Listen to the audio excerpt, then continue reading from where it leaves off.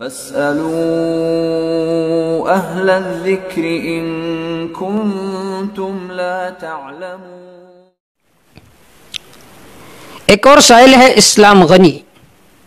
اس کا سوال یہ ہے کہ ایک روایت بہت سارے حضرات بیان کرتے ہیں کہ اذا دخلت المرأة الى النار ادخلت معها اربع اباها واخاها وزوجها وابنها۔ آپ صلی اللہ علیہ وسلم نے فرمایا کہ جب کوئی عورت جہنم جائے گی تو وہ اپنے ساتھ 4 آدمیوں کو جہنم لے کر جائے گی۔ ایک ابا ہے اپنے باپ کو، دوسرے نمبر پر اخا ہے اپنے بھائی کو، تیسرے نمبر پر زوجہ ہے اپنے شوہر کو، اور چوتھے نمبر پر ابن ہے اپنے بیٹے کو۔ تو سائل کا سوال یہ ہے کہ یہ روایت صحیح ہے یا نہیں؟ اس کا جواب یہ ہے کہ یہ روایت صحیح نہیں ہے۔ کیوں؟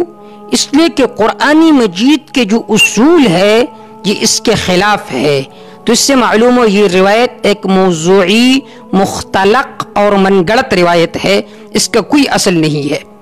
کیونکہ قرآن مجید میں اللہ رب العزت کے ارشاد ہے من اہتدی فانما یہتدی لنفسہ، جس نے ہدایت حاصل کی تو اس نے اپنے فائدے کے لیے ہدایت حاصل کی، خود اس کو اس کا فائدہ پہنچے گا۔ ومن ضل فانما یضل علیہ، جو شخص گمراہ ہوا تو اس کا سزا وہی، اس کی سزا کا مستحق وہی ہوگا جو شخص گمراہ ہوا۔ اور اس روایت میں یہ آتا ہے کہ ایک عورت کی وجہ سے اس کے 4 افراد جو اس کے قریبی ہے وہ جہنم جائیں گے، تو اس آیت کے بھی یہ خلاف ہے۔ اسی طرح دوسری آیت ہے وَلَا تَزِرُ وَازِرَةُ وِزْرَ أُخْرَى، ایک آدمی گناہگار ہے دوسرا گناہگار نہیں ہے، تو جو گناہگار نہیں ہے وہ اس گناہگار کے جو گناہ ہے اس کو نہیں لا دے گا، بلکہ جس نے گناہ کیے وہ اپنا بوجھ خود اٹھائے گا۔ اسی طرح قرآن مجید میں ہے ضرب اللہ مثلا للذین کفروا امرأۃ، کہ اللہ ایک مثال بیان کرتے ہیں،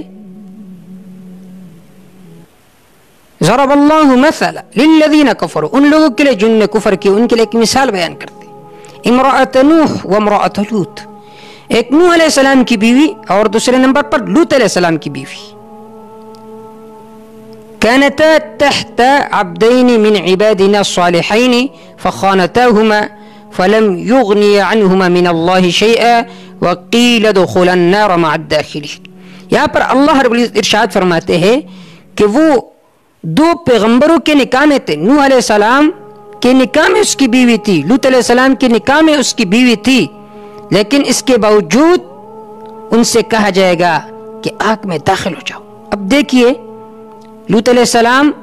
کی بیوی کافرہ ہے اور اس کا جو شوہر ہے وہ پیغمبر ہے،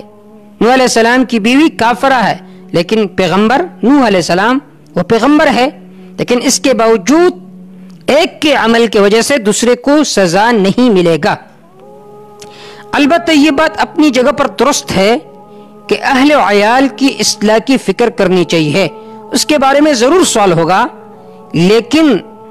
صرف یہ کہنا کہ ایک عورت جب جہنم جائے گی تو اپنے ساتھ 4 افراد کو لے کر جائے گی، مطلقاً یہ بات کہنا یہ درست نہیں ہے، ورنہ ویسے اپنے اہل و عیال کی اصلاح کی فکر کرنا یہ ضروری ہے، کیونکہ قرآن مجید میں اللہ رب العزت کے ارشاد ہے یا ایھا الذین آمنوا قوا انفسکم واہلیکم نارا، اپنے آپ کو بھی آگ سے بچاؤ، اپنے اہل و عیال کو بھی آگ سے بچاؤ۔